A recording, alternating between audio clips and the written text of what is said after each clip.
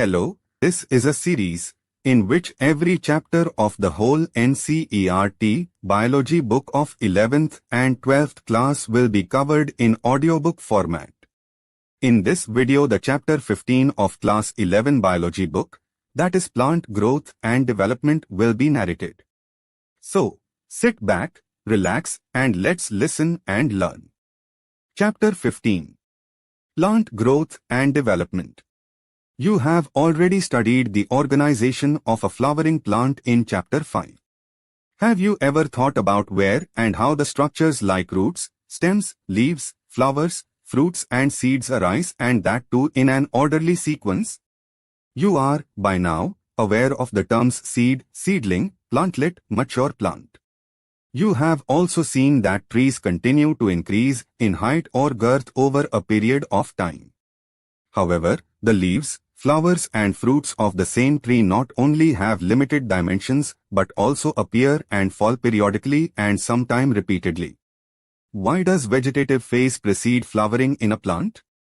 All plant organs are made up of a variety of tissues. Is there any relationship between the structure of a cell, a tissue, an organ and the function they perform? Can the structure and the function of these be altered? All cells of a plant are descendants of the zygote.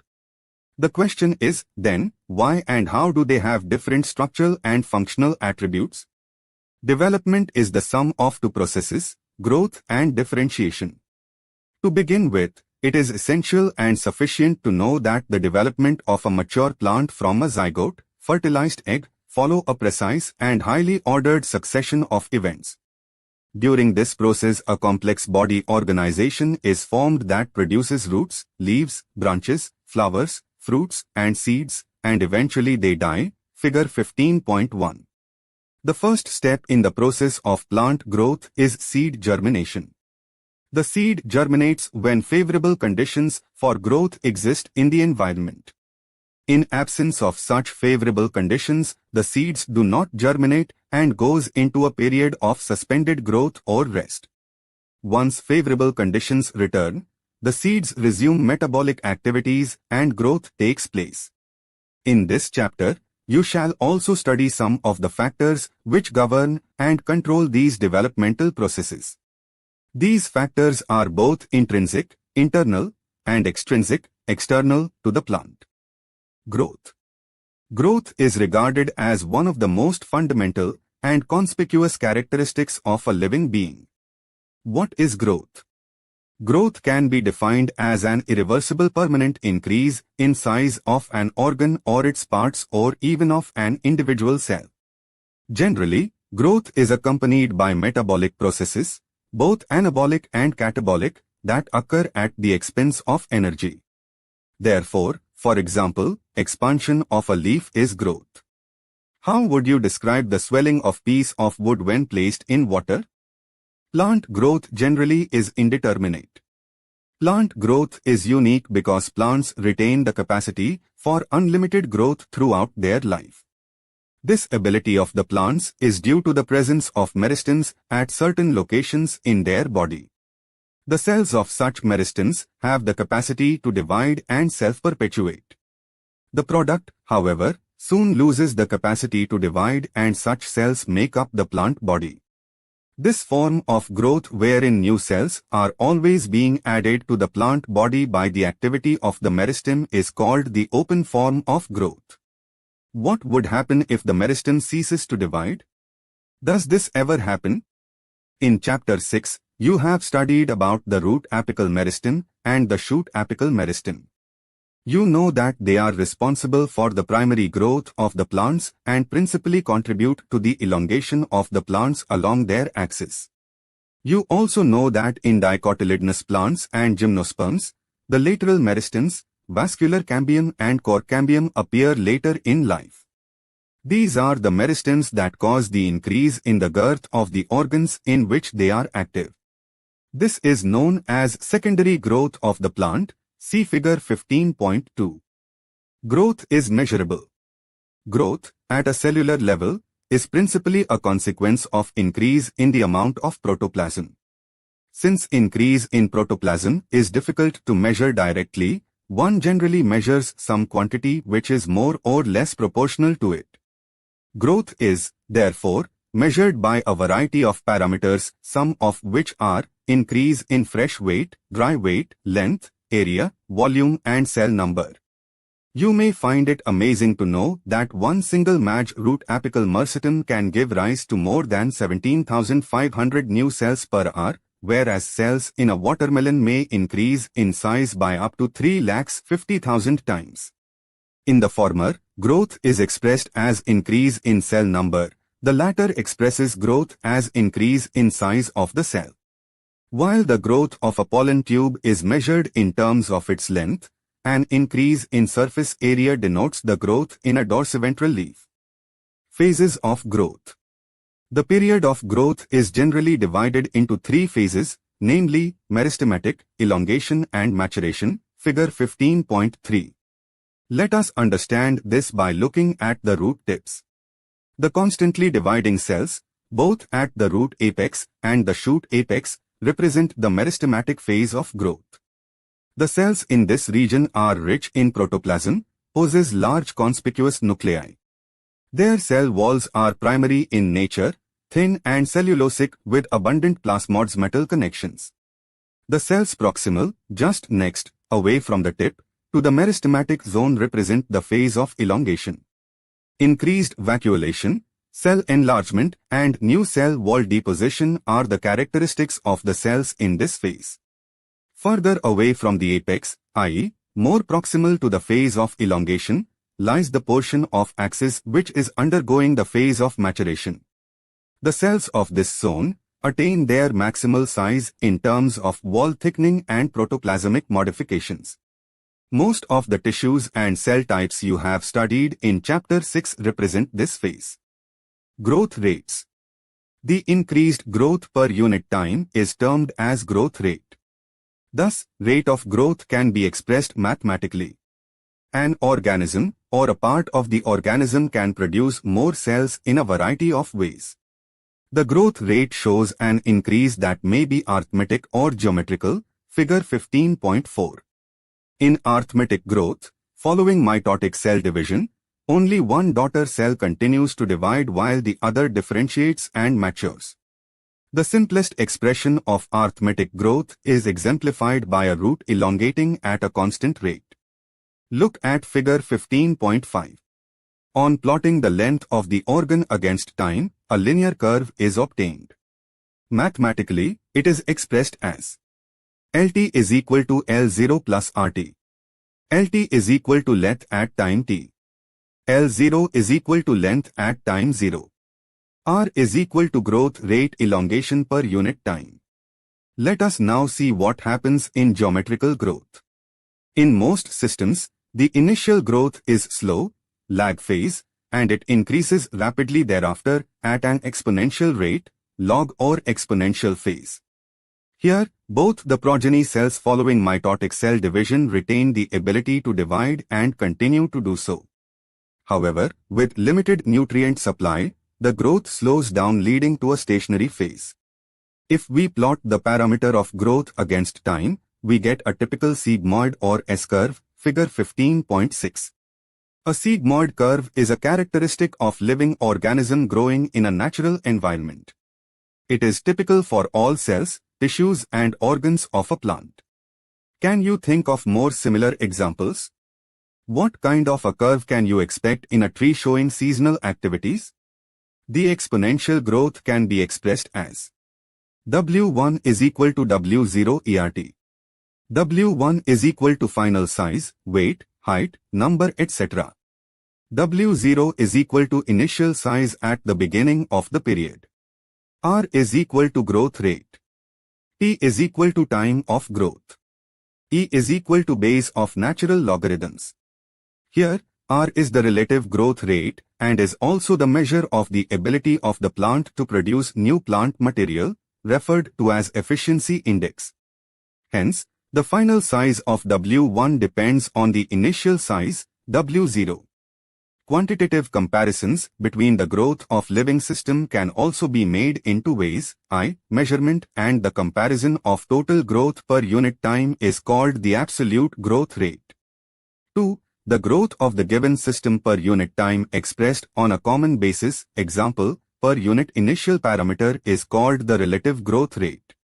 In figure 15.7, two leaves, A and B, are drawn that are of different sizes but shows absolute increase in area in the given time to give leaves, A1 and B1.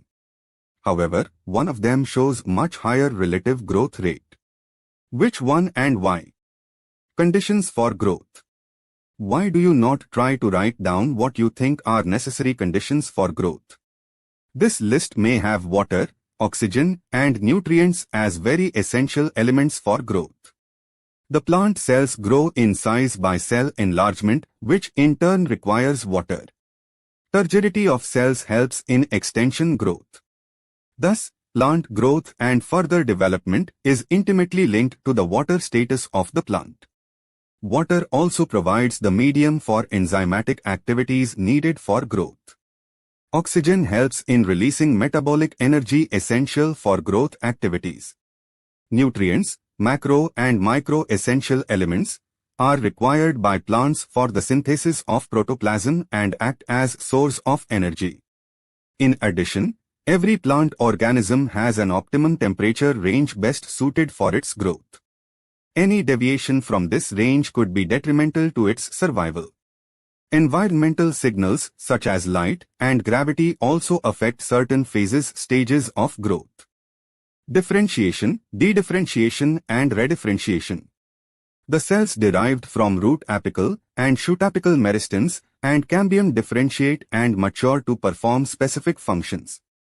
This act leading to maturation is termed as differentiation. During differentiation, cells undergo few to major structural changes both in their cell walls and protoplasm. For example, to form a tracheary element, the cells would lose their protoplasm. They also develop a very strong, elastic, lignocellulosic secondary cell walls to carry water to long distances even under extreme tension. Try to correlate the various anatomical features you encounter in plants to the functions they perform. Plants show another interesting phenomenon. The living differentiated cells that by now have lost the capacity to divide can regain the capacity of division under certain conditions. This phenomenon is termed as dedifferentiation. For example, formation of meristems, interfascicular cambium and cork cambium from fully differentiated parenchyma cells. While doing so, such meristems tissues are able to divide and produce cells that once again lose the capacity to divide but mature to perform specific functions, i.e., get redifferentiated. List some of the tissues in a woody dicotyledonous plant that are the products of redifferentiation. How would you describe a tumor? What would you call the parenchyma cells that are made to divide under controlled laboratory conditions during plant tissue culture?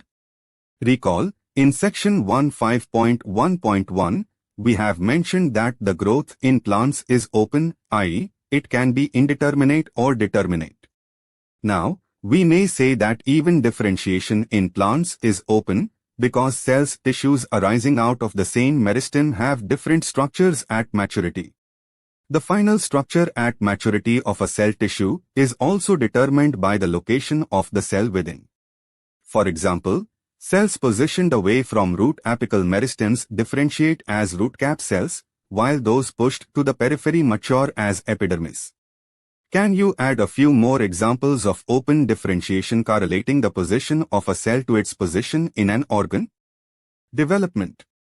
Development is a term that includes all changes that an organism goes through during its life cycle from germination of the seed to senescence. Diagrammatic representation of the sequence of processes which constitute the development of a cell of a higher plant is given in figure 15.8. It is also applicable to tissues organs. Plants follow different pathways in response to environment or phases of life to form different kinds of structures.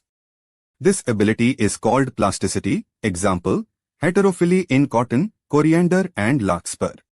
In such plants, the leaves of the juvenile plant are different in shape from those in mature plants.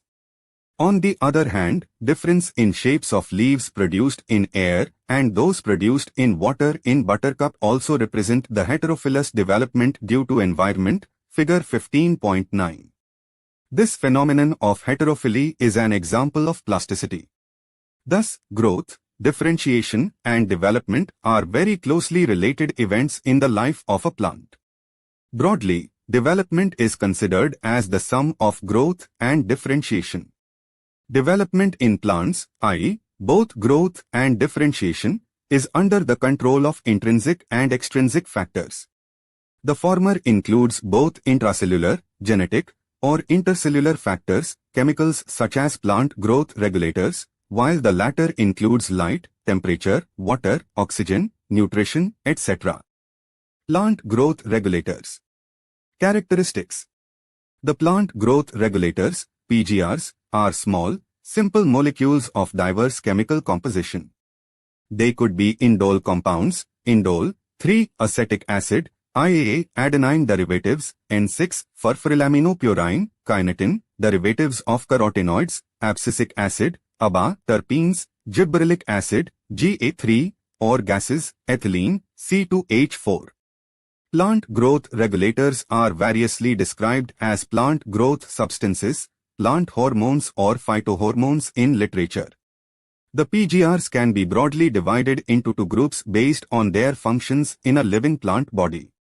One group of PGRs are involved in growth-promoting activities, such as cell division, cell enlargement, pattern formation, tropic growth, flowering, fruiting and seed formation.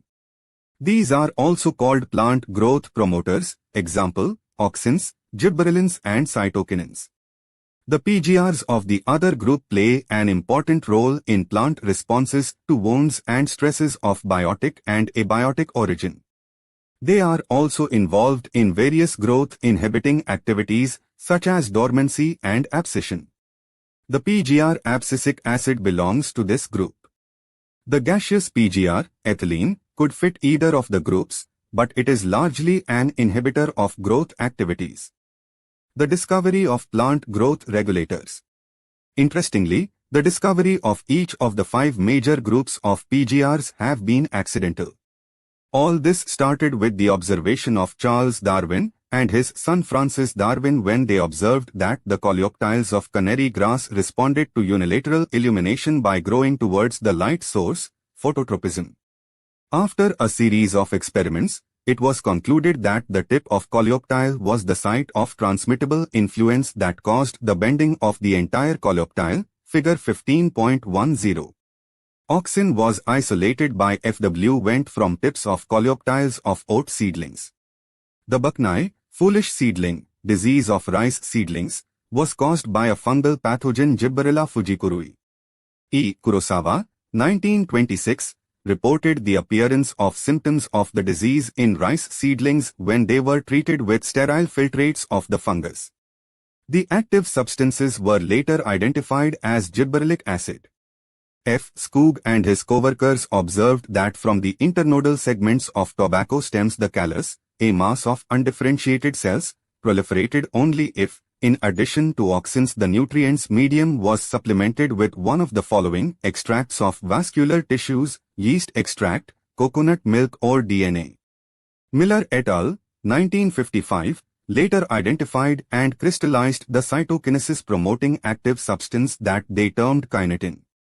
During mid-1960s, 3 independent researchers reported the purification and chemical characterization of 3 different kinds of inhibitors, inhibitor B, abscission 2 and dormin.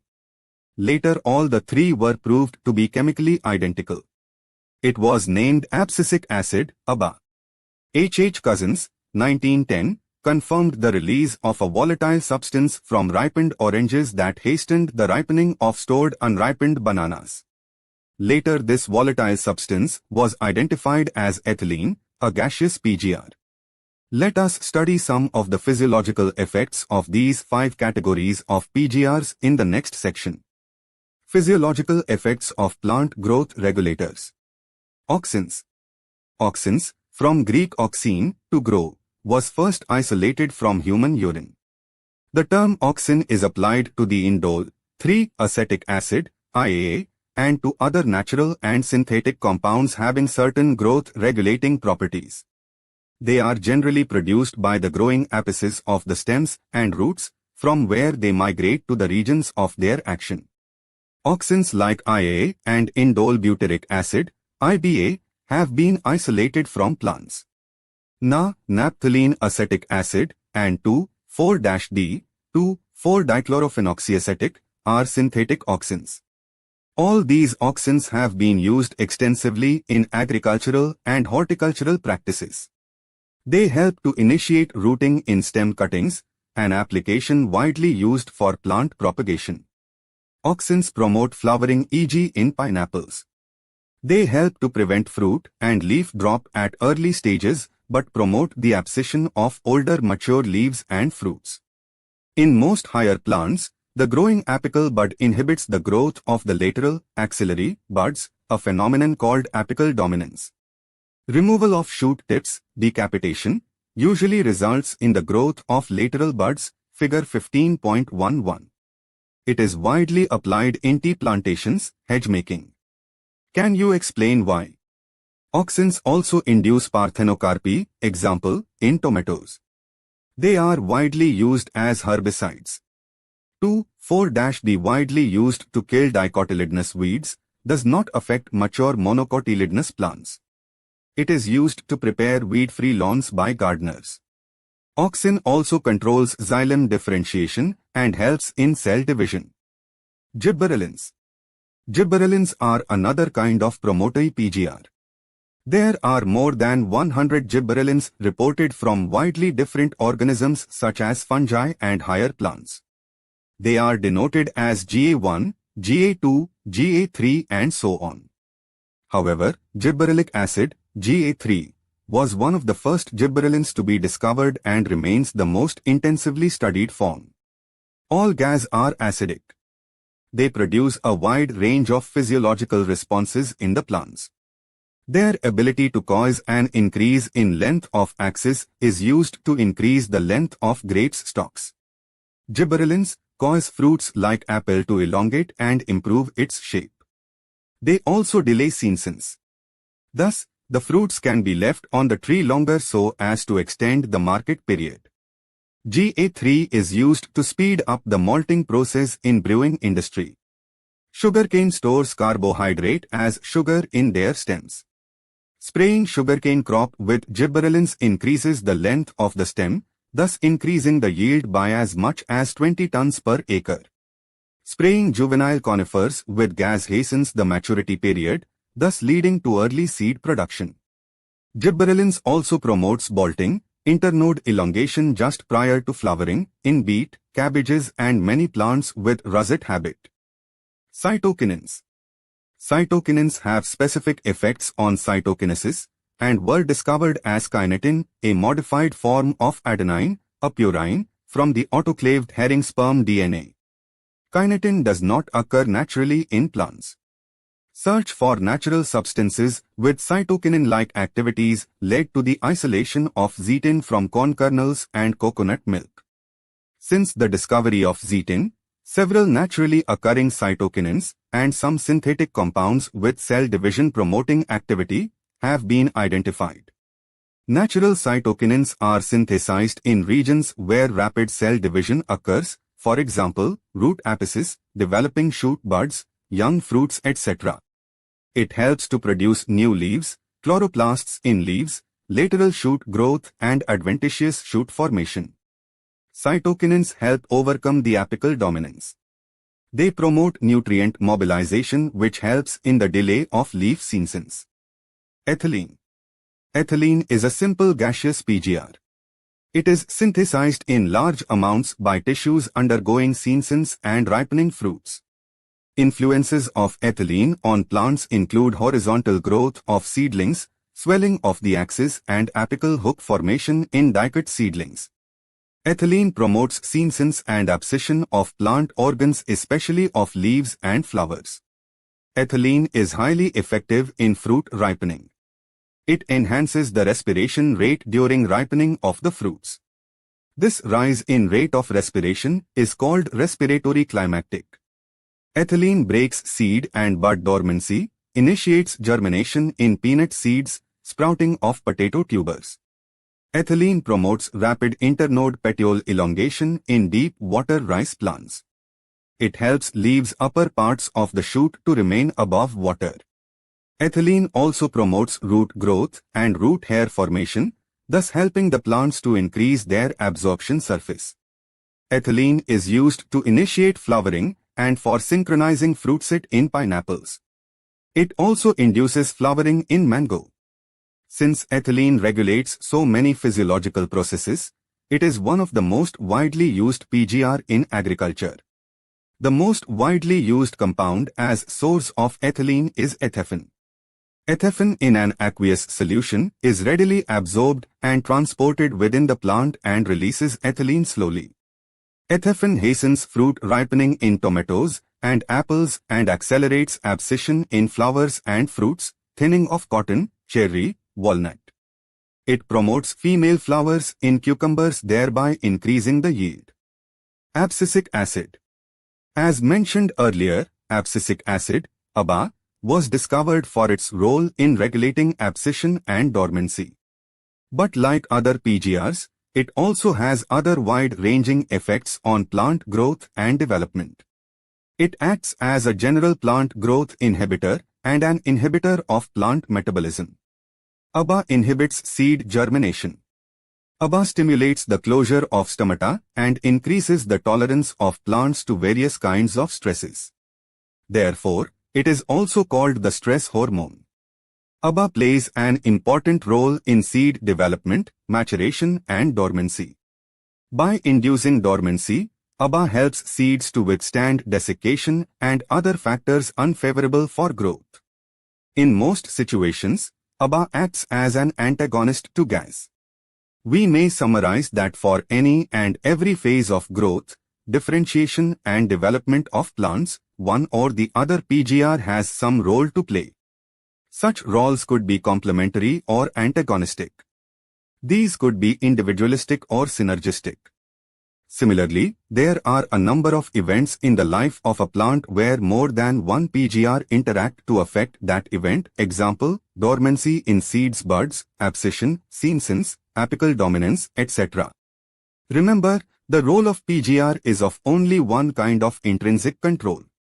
Along with genomic control and extrinsic factors, they play an important role in plant growth and development. Many of the extrinsic factors such as temperature and light control plant growth and development via PGR. Some of such events could be vernalization, flowering, dormancy, seed germination, plant movements, etc. We shall discuss briefly the role of light and temperature, both of them the extrinsic factors, on initiation of flowering. Photoperiodism. It has been observed that some plants require a periodic exposure to light to induce flowering. It is also seen that such plants are able to measure the duration of exposure to light. For example, some plants require the exposure to light for a period exceeding a well-defined critical duration, while others must be exposed to light for a period less than this critical duration before the flowering is initiated in them. The former group of plants are called long day plants, while the latter ones are termed short day plants. The critical duration is different for different plants. There are many plants, however, where there is no such correlation between exposure to light duration and induction of flowering response. Such plants are called day-neutral plants, figure 15.12. It is now also known that not only the duration of light period but that the duration of dark period is also of equal importance. Hence, it can be said that flowering in certain plants depends not only on a combination of light and dark exposures but also their relative durations. This response of plants to periods of day-night is termed photoperiodism. It is also interesting to note that while shoot apices modify themselves into flowering apices prior to flowering, they, i.e., shoot apices of plants, by themselves cannot perceive photoperiods. The site of perception of light-dark duration are the leaves. It has been hypothesized that there is a hormonal substance that is responsible for flowering.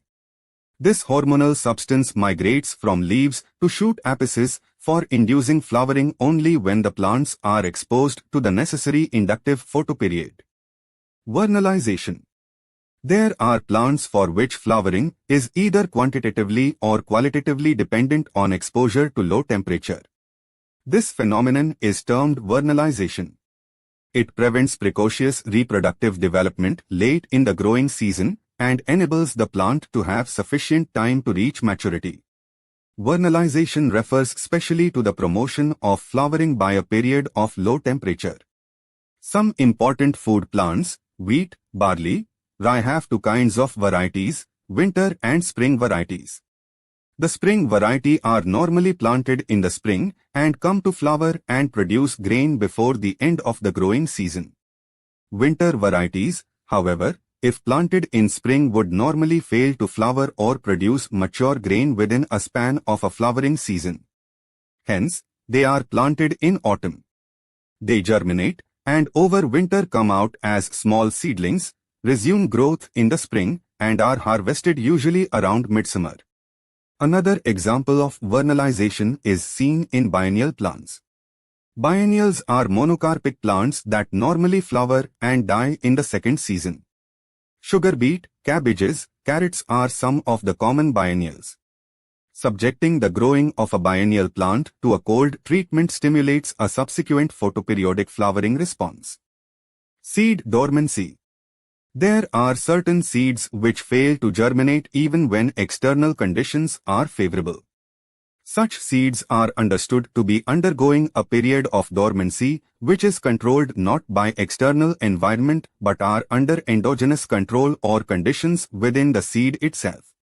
Impermeable and hard seed coat, presence of chemical inhibitors such as abscisic acids, phenolic acids, parascorbic acid, and immature embryos are some of the reasons which causes seed dormancy. This dormancy, however, can be overcome through natural means and various other man-made measures. For example, the seed coat barrier in some seeds can be broken by mechanical abrasions using knives, sandpaper, etc. or vigorous shaking. In nature, these abrasions are caused by microbial action and passage through digestive tract of animals. Effect of inhibitory substances can be removed by subjecting the seeds to chilling conditions or by application of certain chemicals like gibberellic acid and nitrates. Changing the environmental conditions, such as light and temperature, are other methods to overcome seed dormancy. Summary. Growth is one of the most conspicuous events in any living organism. It is an irreversible increase expressed in parameters such as size, area, length, height, volume, cell number, etc. It conspicuously involves increased protoplasmic material. In plants, meristems are the sites of growth. Root and shoot apical meristems, sometimes along with intercalary meristem, contribute to the elongation growth of plant axis. Growth is indeterminate in higher plants. Following cell division in root and shoot apical meristem cells, the growth could be arithmetic or geometrical. Growth may not be and generally is not sustained at a high rate throughout the life of cell tissue organism. One can define three principal phases of growth: the lag, the log, and the senescent phase. When a cell loses the capacity to divide, it leads to differentiation. Differentiation results in development of structures that is commensurate with the function the cells finally has to perform. General principles for differentiation for cell, tissues and organs are similar. A differentiated cell may dedifferentiate and then redifferentiate. Since differentiation in plants is open, the development could also be flexible, i.e., the development is the sum of growth and differentiation. Plant exhibit plasticity in development. Plant growth and development are under the control of both intrinsic and extrinsic factors. Intercellular intrinsic factors are the chemical substances called plant growth regulators, PGR. There are diverse groups of PGRs in plants, principally belonging to 5 groups: auxins, gibberellins, cytokinins, abscisic acid and ethylene. These PGRs are synthesized in various parts of the plant. They control different differentiation and developmental events. Any PGR has diverse physiological effects on plants. Diverse PGRs also manifest similar effects. PGRs may act synergistically or antagonistically. Plant growth and development is also affected by light, temperature, nutrition, oxygen status, gravity and such external factors. Flowering in some plants is induced only when exposed to certain duration of photoperiod. Depending on the nature of photoperiod requirements, the plants are called short day plants, long day plants and day neutral plants. Certain plants also need to be exposed to low temperature so as to hasten flowering later in life. This treatment is known as vernalization. Thank you for tuning in. Give this video a thumbs up if it was helpful and subscribe for the upcoming videos. Check out more videos from the playlist. Also comment down if you have some queries or suggestion.